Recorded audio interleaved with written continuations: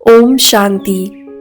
जरा सोचिए, आज आप एक स्वस्थ शरीर में हैं, आपके पास अच्छी नौकरी है, प्यार करने वाला परिवार है, आप आध्यात्मिक ज्ञान सुन रहे हैं। क्या ये सब साधारण बातें हैं? नहीं, ये सब हमारे अच्छे कर्मों का फल है। आप बताइए, क्या आपने कभी सोचा है कि आपकी जिंदगी में जो 99% चीजें परफेक्ट चल रही हैं, उनके पीछे कितने सारे पुराने कर्म होते हैं। हम सब ने जितने भी अच्छे कर्म किए, आज वो सब हमारे सामने खड़े हैं। इसीलिए हमारा 99% भाग्य परफेक्ट है। हाँ, 1-2% मुश्किलें जरूर होंगी, लेकिन जैसे ही कोई कठिन परिस्थिति आए, अपने मन से बस एक सवाल पूछिए, ये मेरे पास क्यों आई है? क्योंकि जो वाइब्रेशन हम भेजते हैं वही कर्म है, और जो वापस आती हैं वही हमारा भाग्य है।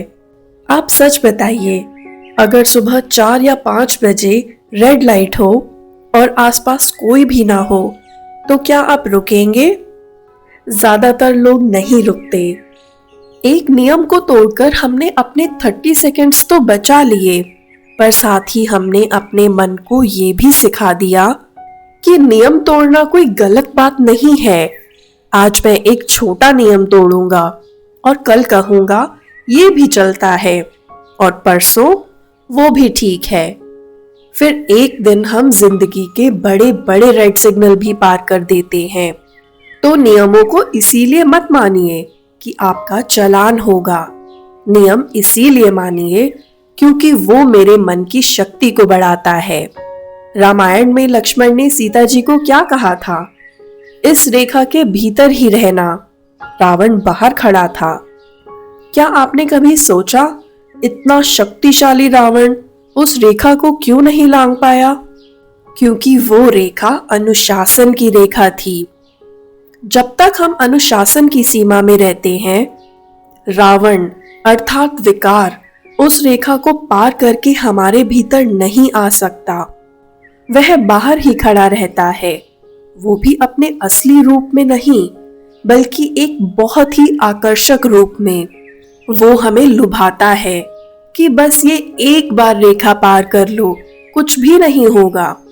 और जैसे ही हम वो रेखा पार करते हैं, रावण हमें शोक वाटिका यानी दुखों के बगीचे में ले जाता है। रामायण की ये सीख हमारे लिए भी है। अपनी मर्यादाएं तय करें, अनुशासन में रहें। अगर आप मर्यादाओं में रहेंगे तो आपके परिवार के लोग भी वही सीखेंगे। अब आप सब बताइए कि आपकी जिंदगी में कौन सी लक्ष्मण रेखा बार बार टूट जाती है? सोने का समय, मोबाइल देखने का टाइम, गुस्सा या कोई और? मर्यादाएं सिर्फ हमारी सुरक्षा के लिए नहीं होती, वो हमारे परिवार की सुरक्षा के लिए भी हैं। जब हम अनुशासन में रहते हैं तो परिवार वाले भी अनुशासित हो जाते हैं। कुछ लोग अक्सर कहते हैं, मेरी विल पावर बहुत कमजोर हो गई है। वह इसीलिए क्योंकि हमने अपने मन को गलत कर्म करने से कभी नहीं रोका। हम मन को कह देते हैं, कुछ नहीं होगा अगर बस इतना सा खा लिया, बस इतना गलत कर लिया।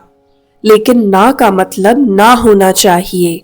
आपने कब लास्ट टाइम अपने आप को एक स्ट्रॉन्ग नो बोला था और उस नो पर टिक गए थे? निर्णय का मतलब है दृढ़ संकल्प। जब आप व्रत रखते हैं तो आप क्या करते हैं? सब खा रहे हो, फिर भी आप कहते हैं ना, मैं उपवास पर हूं। तो फिर ये भी कहिए, मैं आज से क्रोध का उपवास रखता हूं, मैं आज से निंदा का उपवास रखता हूं। अगर कोई भी आपको आके कहे, अच्छा सुनो, आपको पता है आपके बारे में वो क्या कह रहा था? तो आप शांति से कहिए, मैं उपवास पर हूं। जो व्यक्ति बात सुनकर आता है वह शायद सही हो, लेकिन उसकी बात उसके अपने संस्कारों के फिल्टर से होकर आती है। इसीलिए हमें कभी असली बात वैसी नहीं मिलती जैसी कही गई थी।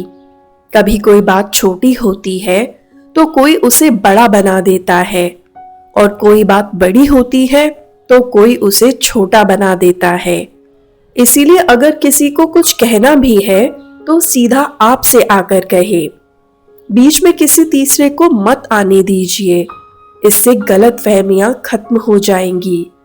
बहुत बार हम कहते हैं मुझे शांति चाहिए, मुझे फोकस चाहिए, लेकिन दिन भर की छोटी छोटी चीजें हमारी सारी ऊर्जा खींच लेती हैं।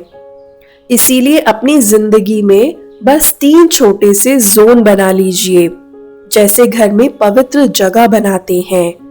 पहला, नो एंगर जोन। चाहे घर हो या ऑफिस, एक जगह तय कर लीजिए जहां गुस्से की कोई इजाजत ना हो। आप देखेंगे आपका मन वहीं जाकर खुद ब खुद शांत होने लगेगा। दूसरा, नो गॉसिप जोन।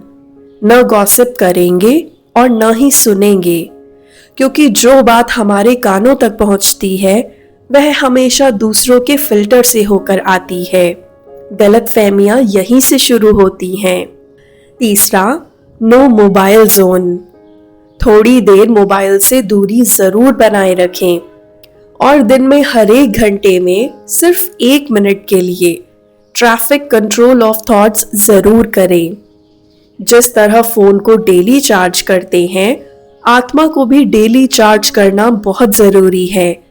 ये सब कठिन नहीं है, बस संकल्प लेना है, क्योंकि संकल्प से ही सिद्धि होती है।